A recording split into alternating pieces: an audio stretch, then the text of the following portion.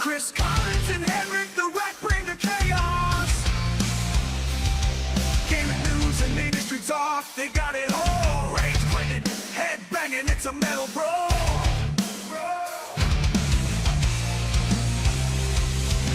Mental meltdown, gaming in flames.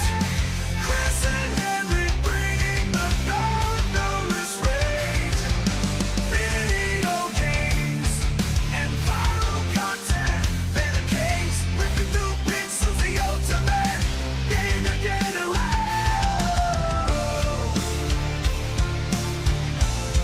The ultimate.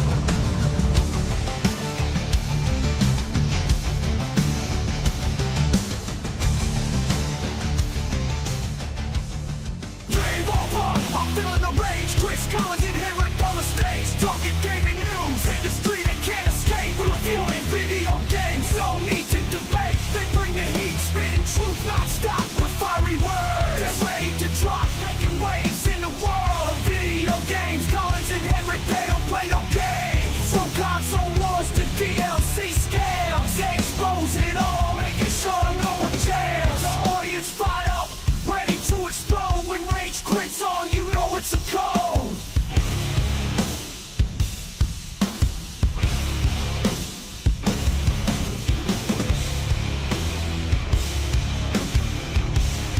You know it's a code.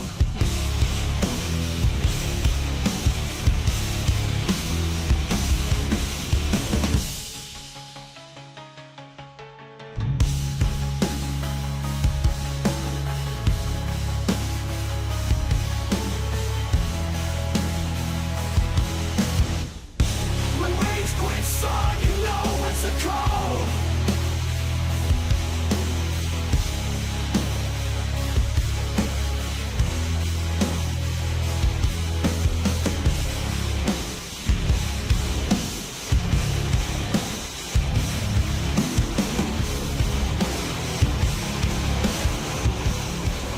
Rage quit.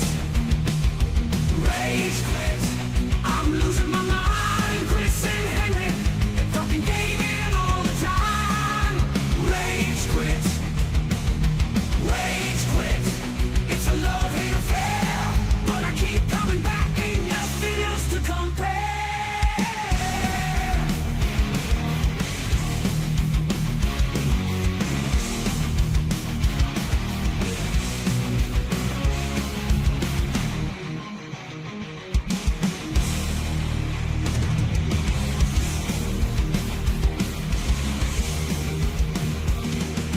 Rage quit.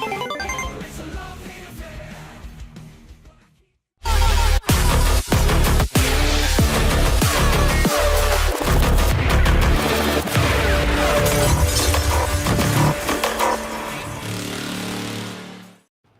What's raging, gamers? Welcome to Rage Quit Video Game Talk Show. As you can see, the homeboy HenricK the Wreck won't be able to make it for today's show. It's not like he fell in a manhole or anything. Sometimes things pop up in this real world, right? It's real world responsibilities. But if you can make it for today's live show, trust me, I know he is racing to the wire to try to make things happen. But that doesn't stop us from always tuning in live every Wednesday night at 6 p.m. Pacific Standard Time. And you, the gamers, without your support and love, this show would not be possible. So we can't thank you all for always tuning in, whether it is on YouTube, Meta, or Twitch. And for anybody that hasn't hit the notification bell, what are you waiting for? Go ahead, scan the QR code. That will lead you directly to my YouTube channel. And we also want to show some love to HenricK the Wreck. He puts in lots of hours prepping, getting ready, always loving to inform you, the listening audience, and is always always ecstatic about bringing you guys new content to his YouTube channel. So this QR code on screen will lead you directly to my co-host HenricK's YouTube channel.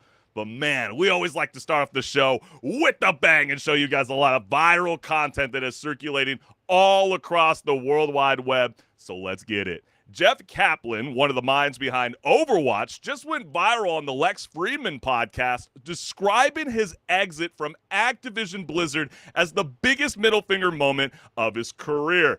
And so, yeah, apparently the plan shifted from, let's just make a great game to, maybe we should please the investors and build an esports empire like yesterday. And with the pressure so intense, the developer team was staring down potential layoffs if the numbers didn't smile for the quarterly report. And so, gamers, if a studio chases investor targets instead of fun, is the game already on life support? So let's go ahead and show a clip from the Lex Fridman podcast.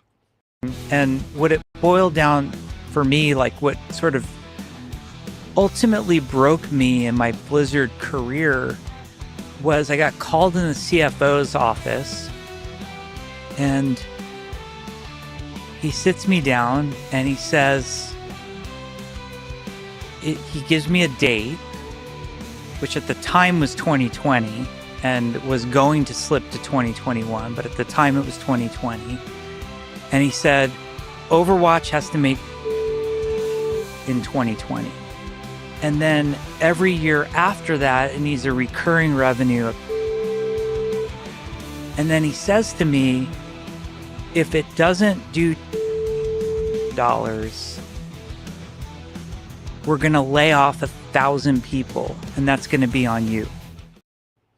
That's an enormous weight on one person's shoulders, and you can only imagine what that price tag could be, especially considering how, you have Epic Games and Fortnite. They're getting ready to launch their new season tomorrow, and they're claiming that they have to justify the V-Bucks price change, all because someone needs to pay the bills, or are the investors just too damn greedy? I mean, think about it. Epic Games, that's a $7 billion company. So when you think about Overwatch and Activision Blizzard, what could you imagine, gamers, they wanted from this man and the many people that put on this amazing game that went from Overwatch to Overwatch 2 and now a resetted mindset back to Overwatch. But that didn't stop gamers from all around the world from commenting around this viral clip. And the first one reads, and it took Overwatch like 6 years to get their shit a bit together after he left. Yeah, there was a massive fall off from Overwatch. It seemed like a lot of people just weren't vibing with the overall state of play when it came to this game. It really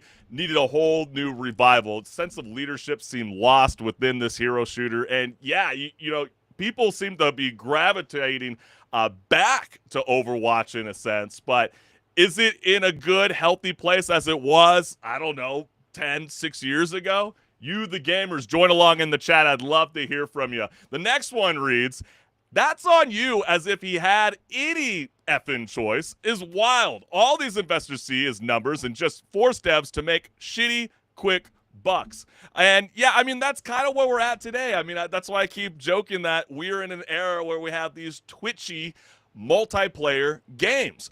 Everything relies on a free-to-play experience where, if you have the money to be able to pay for the battle pass to get other cute perks along the way, that's great. But they really are investing on the gamers to go beyond that. Dive into the store, pay $10, $15, $20 for cosmetics, which you don't get to keep when you go to the afterlife, all right? So it's pretty wild that people waste ungodly amount of money, but that's where the investors see things. How else are they going to be able to make money? Oh, wait, Epic Games had to pay Dwayne "The Rock" Johnson to come back, so maybe they need a celebrity figurehead, and that's where all the money's going for. Who knows what the hell Overwatch is thinking? And then you get this comment that reads, the soul of a game dies when money replaces fun. Yeah, it's unfortunate. It's definitely a very, very messy situation, and you, the gamers, have to decide. When you put profit over imagination, does that eventually tank a game over time? How does the longevity withstand? Let me know what's good. But this was also going all over the World Wide Web, and Let me just set it up like this. You know the feeling when you boot up a brand new game and suddenly you're learning mechanics, exploring every corner, and telling yourself, one more thing, before I log off. I think we've all gone through that before. And right now, that's the trap with Pokemon Pokopia, where you play as a shape-shifting Ditto, rebuilding a quiet world by crafting, transforming, and slowly bringing life back to a place where humans are long gone. And yeah, Ditto, it's kind of weird to see him in this like human-like form. But then again, let me set up the premise, before I even roll this clip, because this is the question I want to ask you, the gamers that are tuning in live for Rage Quit Video Game Talk Show. When a game pulls you in so deep into this world, is this like incredible design or the exact moment where your real-world responsibilities start wondering where you went? Man, the sky looks really pretty.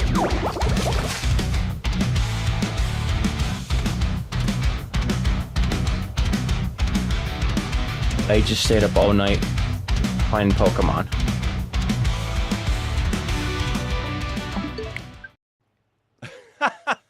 I think we've all experienced that in our lifetime, and it's hard to call yourself an OG gamer if you haven't done this 100 times. 100, not 10, not 15, 20, 100 times. We've all been there before. We're like, oh, shoot, 12 o'clock just reached. It's a brand new day, a brand new dawn.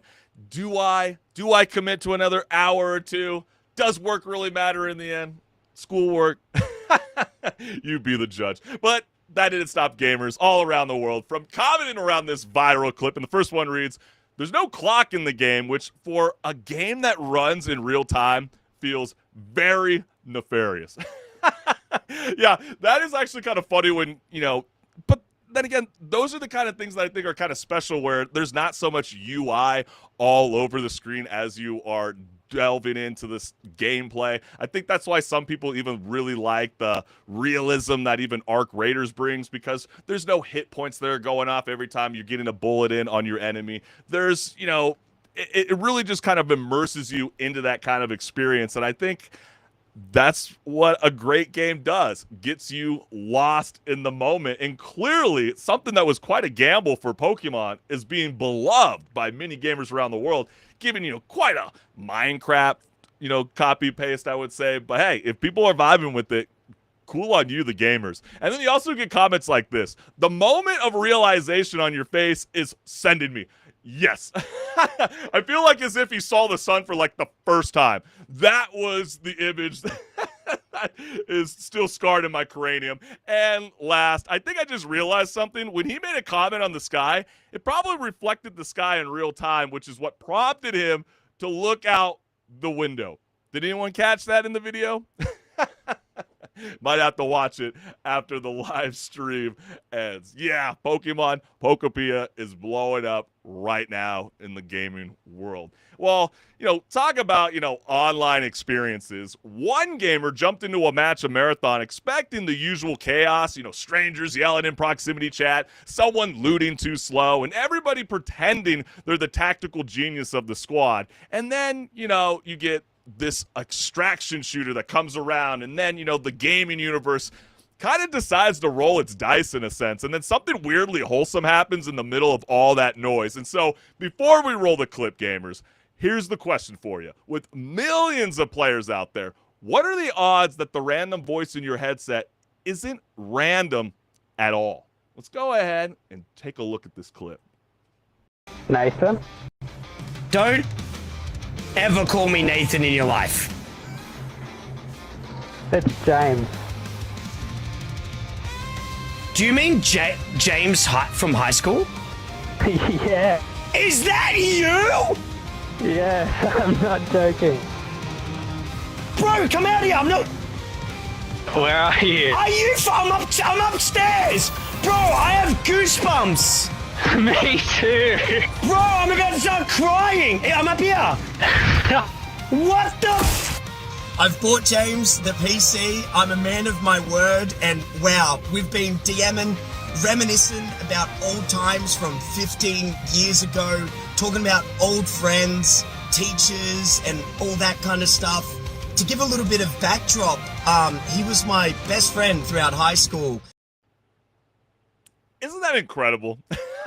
Or a little spooky in the end? Is that a little dystopian? I mean, yeah, the marathon is giving that vibes very clearly on screen, but are you cool with that? I mean, yeah, it's cool that they linked up through video games, and yeah, I have friends of mine that have linked up with other gamer buddies across the country and become best friends over time, but like this, that's kind of wild. Really, really wild. And, you know, further diving into it, what's wild is Nathan is clearly like somewhere in like Europe, and then I believe, but I know James, he further explained, is somewhere living in Japan. So the fact that they just happen to be in the same lobby at the same time, that is truly remarkable, or spooky again. But then you also get comments that read, the look on his face when he said James, like, yeah, he wasn't quite like, first time he's like, don't ever call me Nathan. You would think that would have like triggered him. But the fact that when he said James, like what? I mean, that's gotta be like very, very like, I don't know how I would feel. It's like very surreal in a sense. It's like, are you docking me? Like, what is going on? And then you also get comments that read, the algorithm brought them together, but life kept them apart for a reason. Yeah, I think you're getting a little too deep with this. I don't think it's that serious, okay? And then you also get, during Modern Warfare 2 2009, I got in a lobby with the guy who had my area code, very small town, as his clan tag. Turns out he was 4 houses down the road from me and was my neighbor. We still game from time to time. Thank you for sharing. 2,000 people clearly like this. Don't think that's a smart idea. Don't do that. Don't do that, gamers. Like, never, ever, ever put your zip code. Cool that they linked up. Kind of a wild thing, but like, that just, no. That's, what do you think? That's a little strange, right? Let me know what's good. But for all the gamers that are tuning in live to Rage Quit Video Game Talk Show, I can't thank you, the gamers, for always tuning in live, and your voice counts. I want to hear from you wherever you're tuning in from Meta, YouTube, or Twitch. Join the chat box. Let me know if I'm saying something that is completely like slanderous. Like, what do you mean? Do you hate my hot take? Or if you were agreeing and you want to add some more context, that's something that maybe I'm missing to the conversation. I'd love to hear from you, the gamers. And also, we just want to take another moment to just shout out the QR code. Hit the notification bell so you never miss a live show. This QR code will lead you directly to my YouTube channel, including the wonderful co-host HenricK, which has had to step out from the show for the meantime, but he is truly hating himself right now. I know he wants to be here right now, but we're going to still show him some love. Go ahead, guys. Come on. What are you waiting for? If you haven't subscribed to HenricK, do us all a favor. He's got amazing content constantly building up on his end, and show him some love. But you guys, if you are a fan of the show, you know what time it is. We are ready to rock and roll, and we're going to be diving into Pause or Repeat. And man, I think we got the next Left 4 Dead in the year 2026.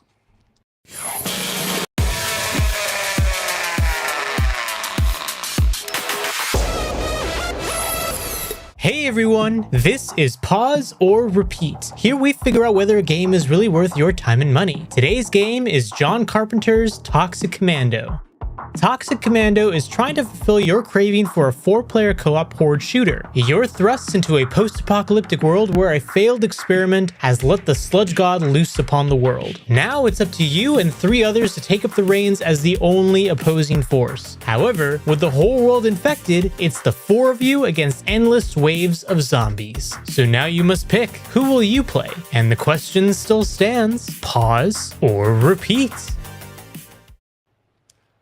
Isn't it crazy to think that we got such a horror legend in the cinematic universe as John Carpenter making a grand entrance into the video game space with Toxic Commando? I absolutely love it. If you're not familiar with John Carpenter's game, you might have heard of a 1978 classic. It might be known as Halloween. Anybody ever heard of that? Or what about The Thing, you know, set in Antarctica? I mean, these are some cult classics, and if anybody's going to be bringing any kind of style of that 80s action campy thriller with this mix of zombie elements all throughout the gameplay. This is the man that can definitely lead the charge. And, you know, what's really fun about this kind of style of game is you're going to get a lot of teammates that are going to be screaming for help, right? You're going to get a lot of, like, headlights catching a sea of bodies sprinting at you, and then suddenly you're going to be flooring a busted vehicle through a tsunami of zombies while someone in the backseat is going to be definitely putting in some rounds of ammunition into The Walking Dead. I feel like that's the best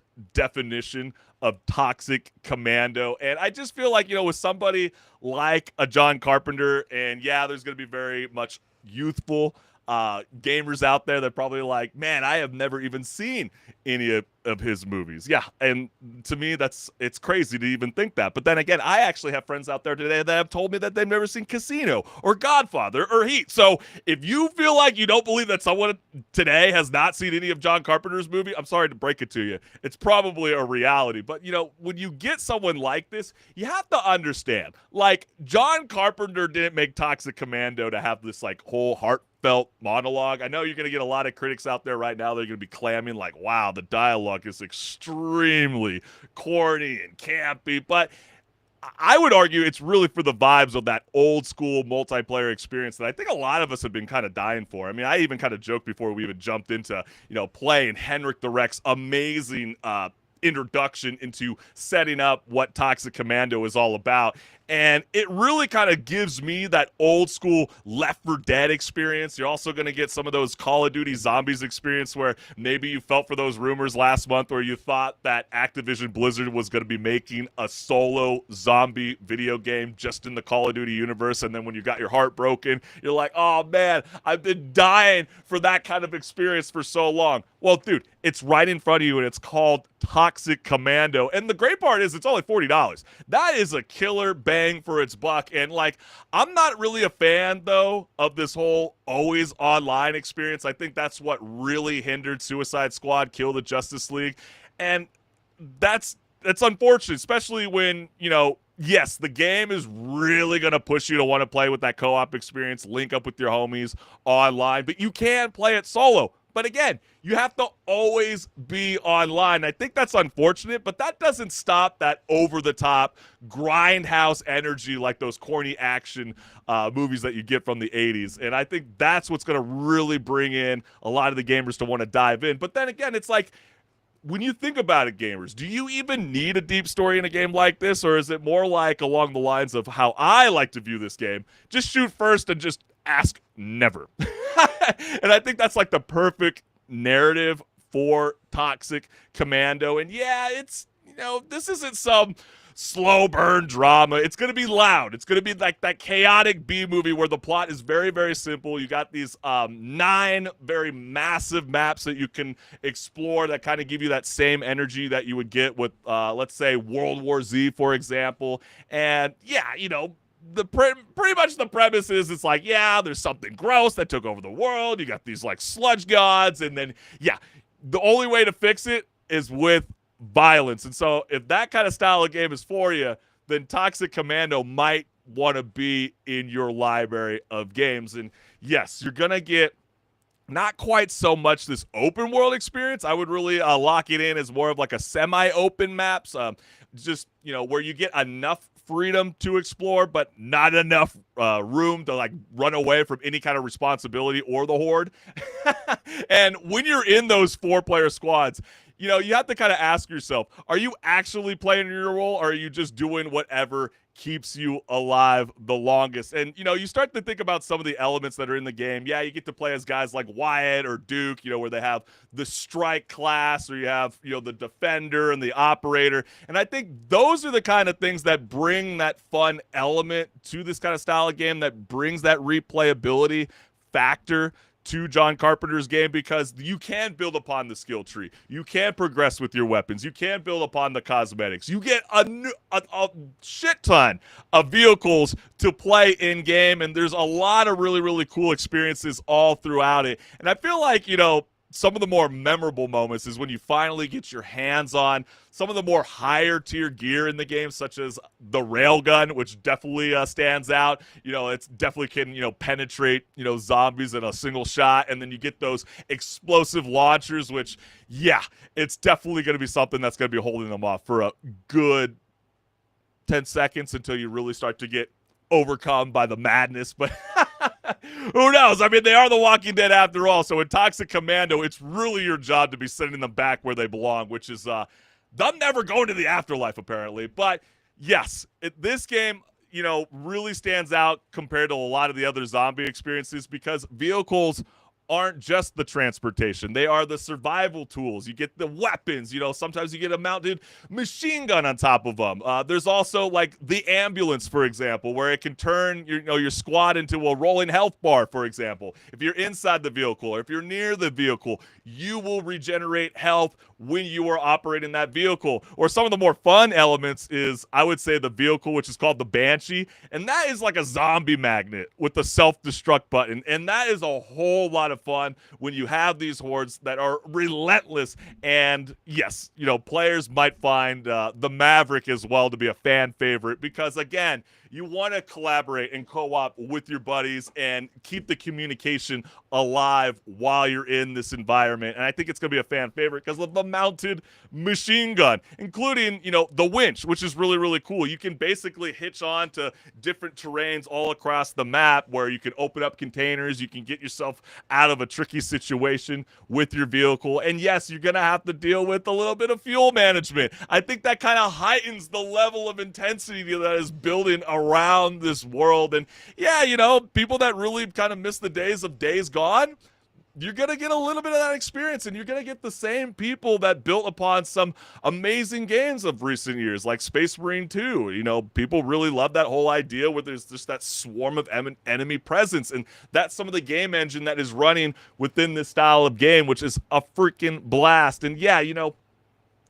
the vehicles, they're really, really cool. The class system, again, they adds to the strategy of it all. It really draws you back in, and just mowing down hordes, I would say, never gets old. And let's face it, again, always online should never be a thing.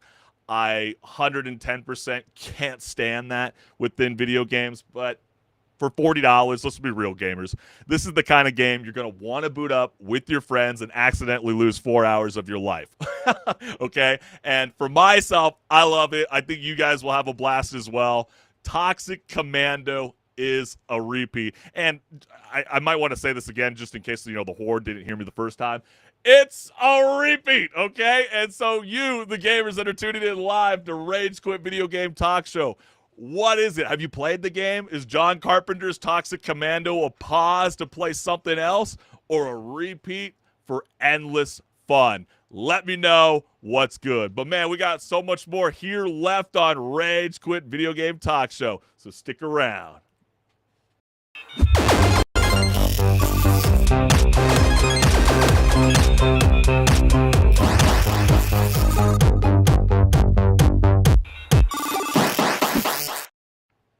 What's good, listeners? Welcome to Patch Notes, where I will be discussing gaming news, industry talk, and so much more. Let's get it. Nvidia just rolled out the DLSS 5 and is calling it the GPT moment for graphics, which is a bold way of saying your GPU is now less of a floppy disk and more of a digital art director repainting the scene while you play. And yeah, as you can see on screen, what started out in 2018, as some of you are like, okay, Chris, you're speaking a little too fast. DLSS, what does that even mean? Well, it means deep learning super sampling. And it all started on the GeForce RTX 2080. And simply put, it upscales frames and now kind of started to evolve into this whole AI generating frames. They're going to be reshaping lighting and enhancing scenes in games like, as you see on screen, Resident Evil Requiem and Hogwarts Legacy, to name a few. And gamers online can't really decide if it's a technical breakthrough or the graphics equivalent of letting your AI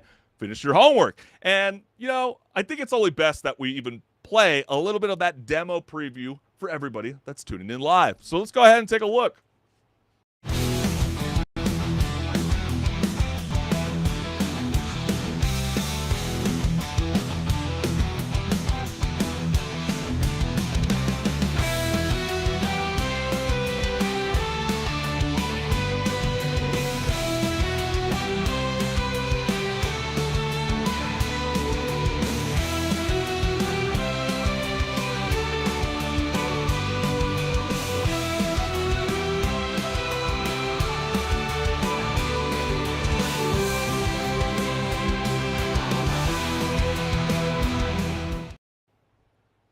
So yeah, you're definitely getting quite the retouch of a lot of previous work that has been developed from the artist that's now going to be enhanced a little bit with an AI filter, and that's really kind of up to you, the gamers. Where I want to set it up, before we start checking out some of the reactions that have been circulating all across the World Wide Web around DLS 5 from Nvidia. And it's simply put, when AI starts repainting your game in real time, is it the future of graphics or an insult to the artist whose work is being altered on the fly? And so let's go ahead and dive into the comments, because the first one reads, DLS 5.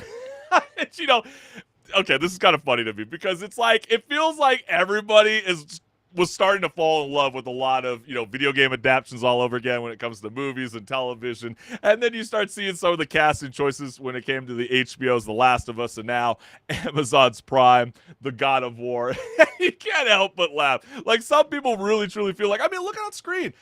Is that not enough photorealism for you? There's other ones that come to mind where I would be quite shocked that a studio would even allow like a DLSS 5 to even alter their gameplay. Would be Death Stranding 2.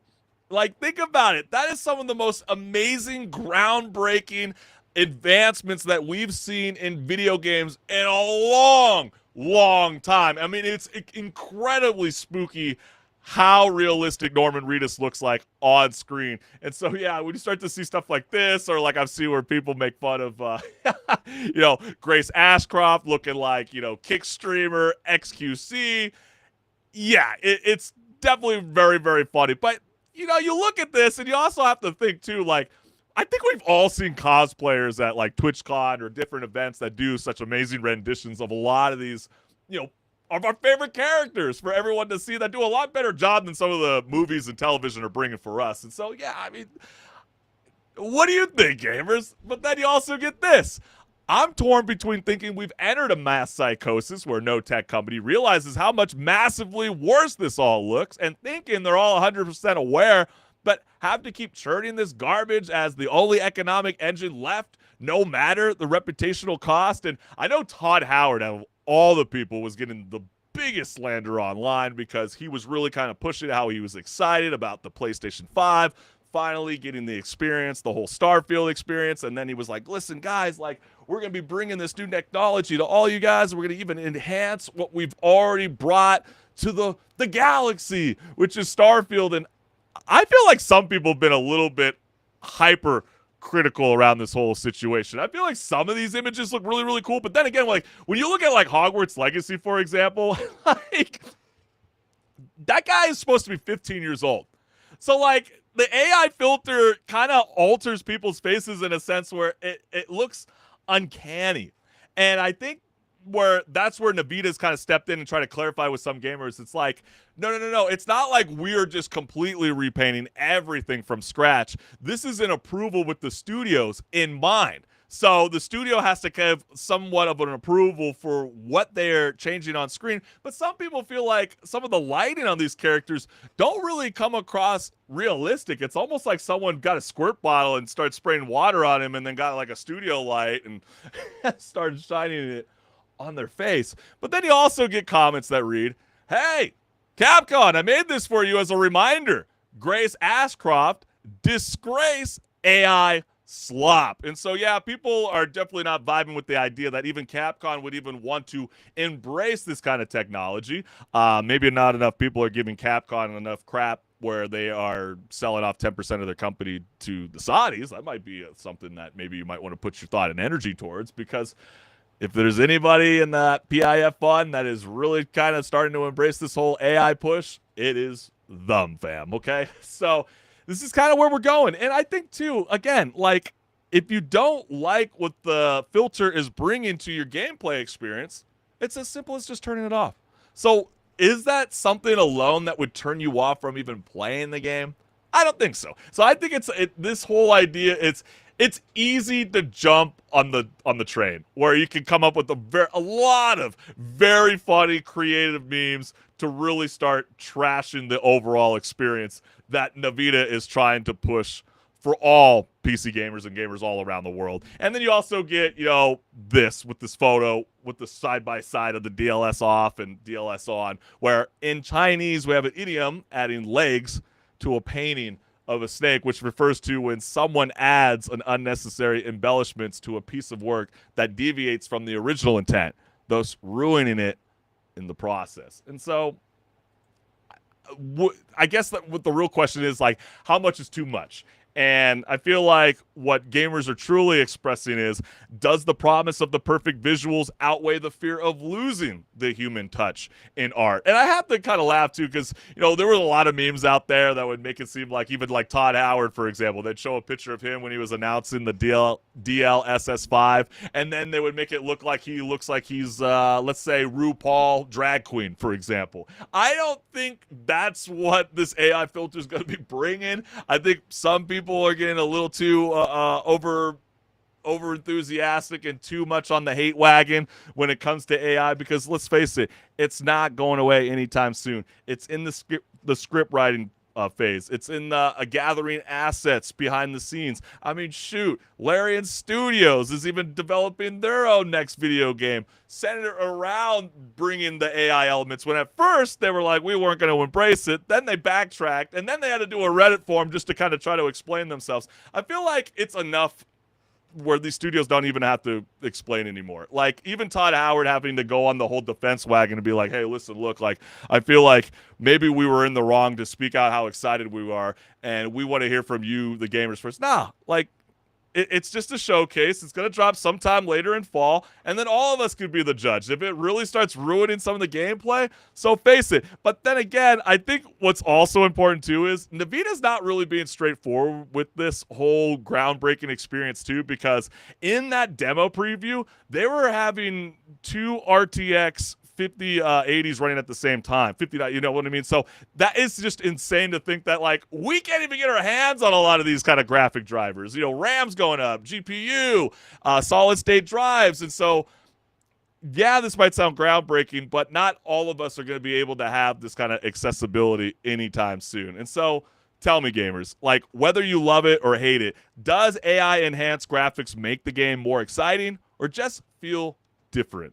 Let me know what's good. But all right, let's keep things rolling, because when you start to think about some of the things that we've covered over the years on Rage Quit Video Game Talk Show, we get to finally report now that Krafton really tried to use AI like a legal life hack to dodge paying a $250 million bonus to the folks at Unknown Worlds Entertainment, like asking a chatbot for the cheat codes to corporate responsibility. And so, yeah, it's pretty wild. I mean, fast forward 9 months, and a judge hit that plan with the whole ultimate, nice try, and then kind of trying to prove that you can't just Control-Alt-Delete, a contract because your profit got a little too successful. And so nothing really says, we nailed our sales goals, like quite literally immediately trying to unplug the person you owe money to. And so, yeah, Krafton, wow, they caught themselves in quite a pickle. And so, gamers, the judge says a deal is a deal, but if the working relationship is clearly broken, what matters more in the end? Like honoring contracts or saving the project? And so let's go ahead and dive in and see what gamers are saying all around the world with the following. And the first one reads, it's funny how much worse it is to be accused of using ChatGPT to try and cheat people than just cheating. You're not even competent enough to steal on your own. And yeah, that is kind of wild to think. And then it also held you up in court. It also reminds me of that crazed lunatic, the college football player that killed his girlfriend, and then he went on ChatGPT to try to be like, how do you clean up your wrongs? Like, holy cow, are people really that stupid? Are people really that stupid where they think that, like, what you type into these prompts is not going to be seen from anybody else? Be careful. I mean, but it also is that same joke, or not so much of a joke, but it's that understanding where trade schools are sort of in now. There are these conversations where, are we rethinking how we approach lawyers and attorneys? all across the nation. You know, sometimes you have to pay $500 an hour just to be able to kind of speak about a certain matter that's a litigation or not. And, you know, you start to wonder whether a Chat GPT, a Claude or Grok, for example, whether these can bring you some of those legal information that you might have never had the tools in the bag to acquire in the beginning. And so you're going to start to see plumbers and technicians and auto mechanics start to be paid more, or the demand's going to be higher because there's going to be less bodies on the ground for these kind of style of things. And so, yeah, the fact that like this guy, again, CEO, trying to get out of paying $250 million bonus to basically sabotage these guys for, again, like, it's amazing how ballooned the cost of game development has occurred over the last decade. Let's just put it that way. And we also get a comment that reads, we should all show up and play it. Let the devs bring home the bag.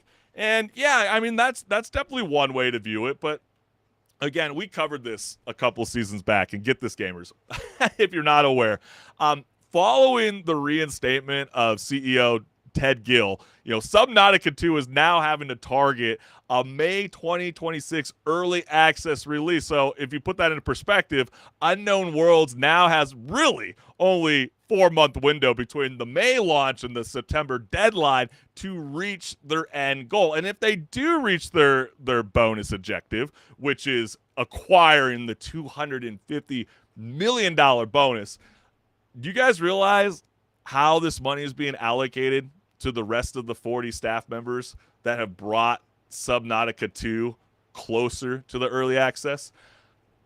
It's insane.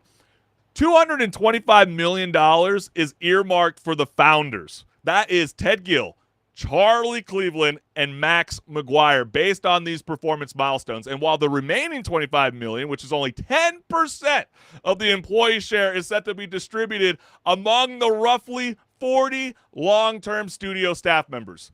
Does that sound fair to you, gamers? Does that really sound like a win in the end? I mean, I'm kind of shocked why the Delaware judge didn't really kind of step in and try to help some of the people that have had to reallocate their work, their time somewhere else, and then all of a sudden you're going to have to try to convince everybody to try to revive a sinking ship.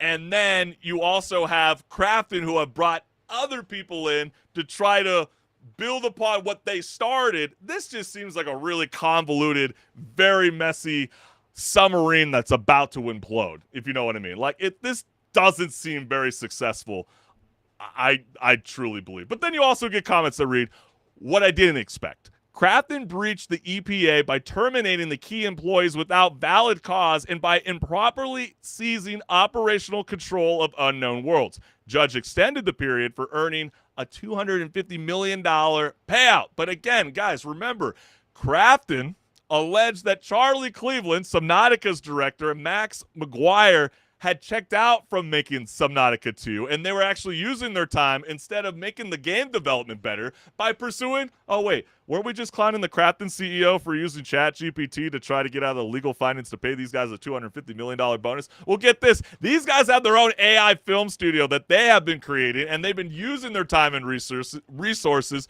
during that development process to learn how to produce movies using AI tools. If you don't believe me, it's called like Nutmeg and Mistletoes. It's incredible to think that the whole movie is all AI generated. I think the only thing that's not is the voiceover casting, and they wanted to get that elf environment, and they truly believe that is where the future of cinema is going. And maybe it is. I mean, before I even jumped on, I just literally saw a trailer of an AI version of Val Kilmer on screen. Okay?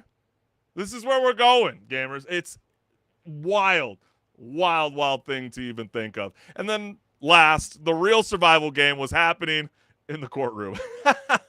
And that's very, very funny. And so, yeah, you know, you start to think, you know, with the key staff walking out, gamers, you have to start thinking, like, does Subnautica 2 still feel like the same game, or are we all just kind of completely not aware that they're basically a creature wearing its own skin in a totally different way? I mean, I don't know if I have much faith that this is going to be pulled off in the best direction moving forward. I mean, obviously, the judge is trying to make amends for, what's clearly wrong. I mean, clearly, the game is making that push. It is one of the most wish-listed games on Steam right now, which is also incredible to even consider. But when you also take into account that, you have these people who are, where Unknown Worlds is now being run by a part-time CEO because that person got replaced, who now manages another studio and has never played Subnautica, which is what's being reported.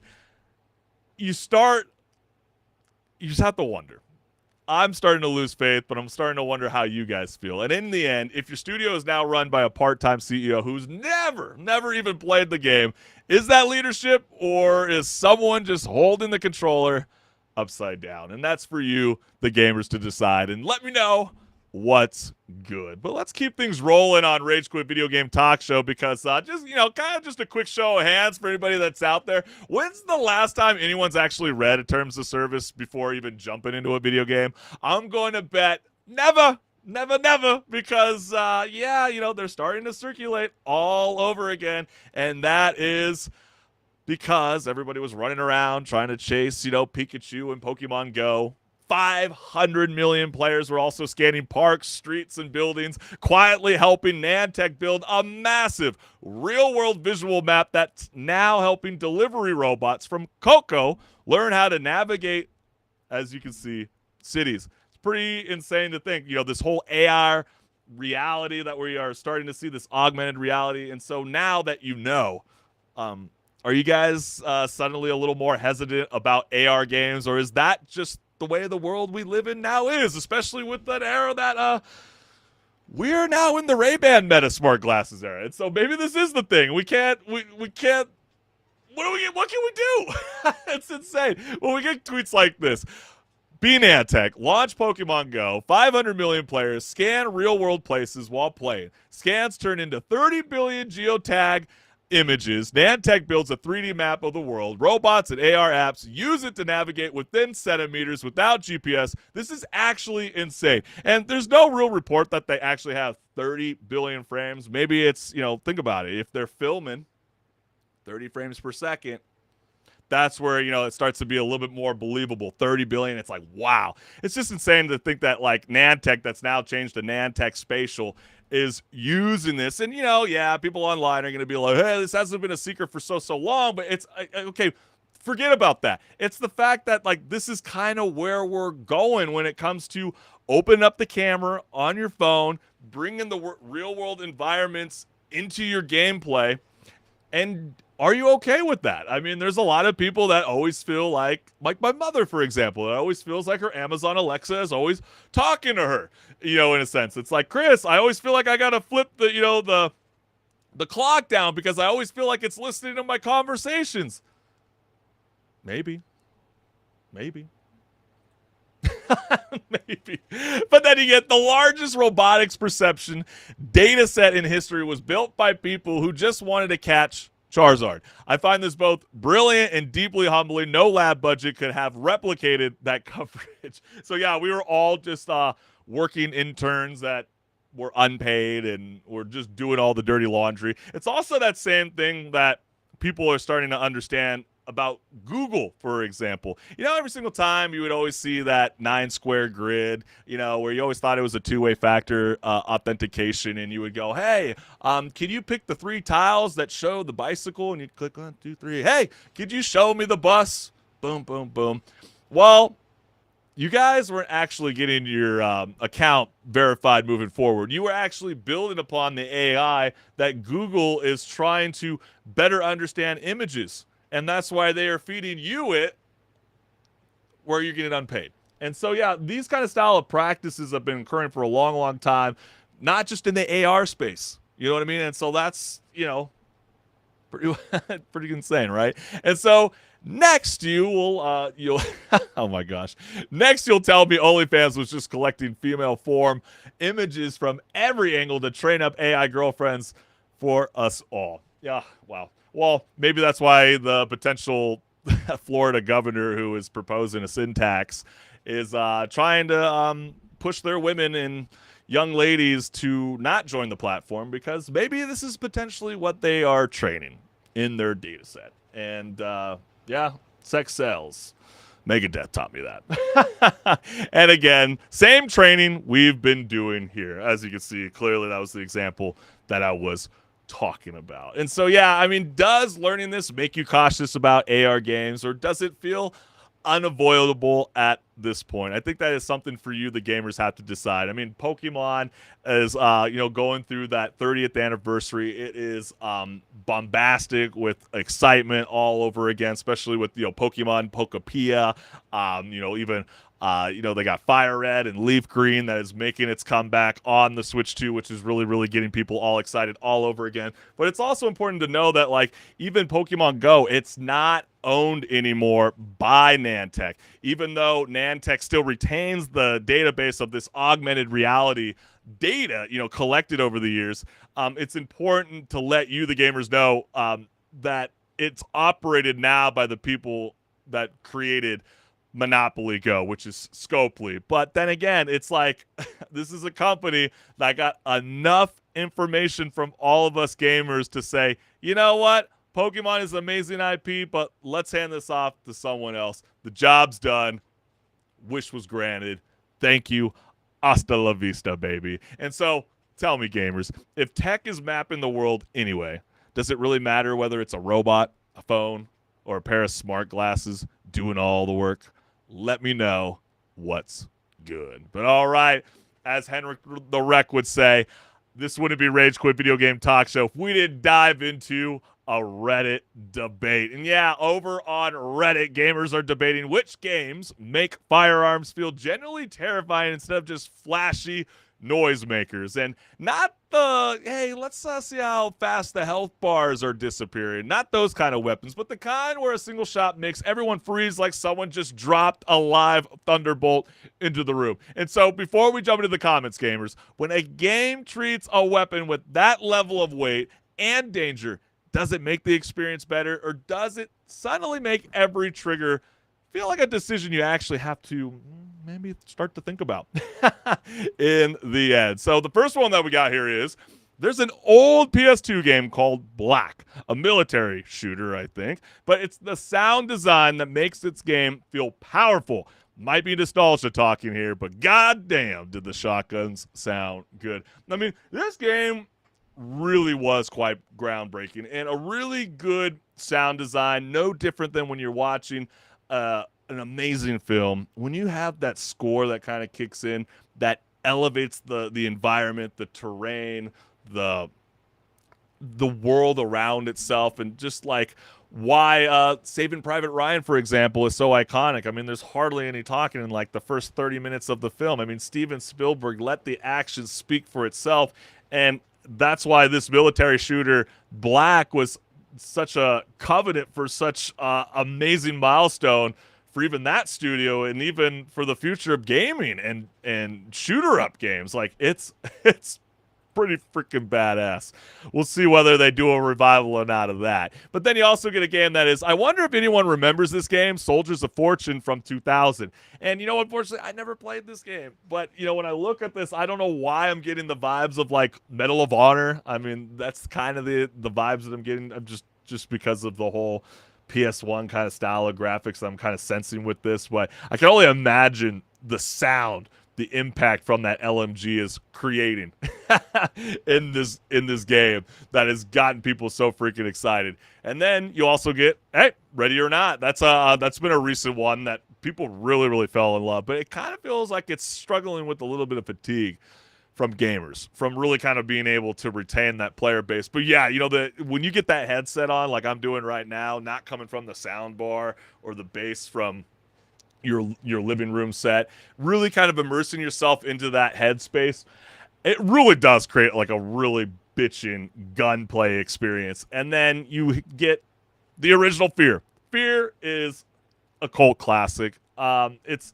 kind of a shame why they haven't really retouched on this franchise before. I think what would really get people excited all over again is if maybe they did a TV series adaptation, and if that became successful and that got enough people to get excited and maybe kind of convince the youth that have no idea what Fear was all about to get excited for this, maybe they might just listen to us gamers, the OGs out there, and they might go, you know what? FEAR needs to make a grand return to the world of gamers. And then you also get Mad Max. You have a shotgun that deals very heavy damage, instantly killing most enemies, but you can only carry a handful of shells at the start of the game, and the ammo is scarce. Better make it count. Mad Max is, I have to say, is one of the biggest sleeper games of all time. I came into that game with like zero expectations. I really had no idea what to anticipate. It is freaking fantastic. I will just leave it as that. Like, if there's a game where you were on the fence and you were like, man, or I'm kind of bored with what's being provided out there, I'm telling you, you will have a lot of fun. If you like gunplay, you're going to love Mad Max, and the vehicle is very fun in that game as well. And you also get Kingdom Come Deliverance 2, if you could just maybe just aim right. A little difficult in the game, but I think that's what brings that real-world element to that kind of style of game. I mean, could you imagine living in those days, dude? Oh, hell to the no. Oh, no, no, no. And so, like, gamers, is the best weapon design about the stats and the damage or the feeling you get before pulling the trigger? I mean, I always think about the mini nukes, you know, in the Fallout 4. I mean, everybody's always seen a lot of those, like, TikTok reels where they're like, you know what? Before I kind of destroy the city, maybe I'll just do a quick save because I really actually want to do a good run story-wise throughout the gameplay. So you just start like 24 nukes in the air. You might crash your PC if you got an old one, but those are kind of some of the things that I think are really, really funny. Great stuff. Requiem was kind of a weapon, especially when Grace held it. You could really like sense like the impact and force that the weapon could really bring to her, and then you should realize how strong Leon is in the end too as well. But I want to know from you, the gamers, is there like a certain game that you could think of where you're like, wow, you know, that gunplay and just like the overall feeling of using the gun, or just even kind of feeling the haptic feedback from the controller, really brings me into the world that they're trying to create? Let us know what's good. But man, I can't thank you all for tuning in to Rage Quit Video Game Talk Show, and for always tuning in live every Wednesday night at 6 p.m. Pacific Standard Time, because without your support, gamers, this show would not be possible. And we're always on YouTube, Twitch, and Meta. And we also want to give just the last shout out to the YouTube channel. So this is my QR code. This will lead you directly to my channel. Go ahead and hit the notification bell so you never miss a live show. We'll let you know 5 minutes before we are about to jump on air. So it's always a really, really cool gadget to abuse. So hit that button, including the homeboy HenricK. I know he is dreading the feeling of not being able to join this live show, but he has informed me. I've been seeing the text. He's like, dude, you're doing a killer job. Thank you, HenricK, for, you know, always giving the positive energy. But he loves you guys. He misses you all. He's going to be ready. He's going to bring the fuel, bring the fire, and he's going to bring that same energy he always does on a weekly basis on next week's show. But for now, you, the gamers, guys, girls, have some fun out there. Link up online, play lots of gaming, and we'll see you next week, fam.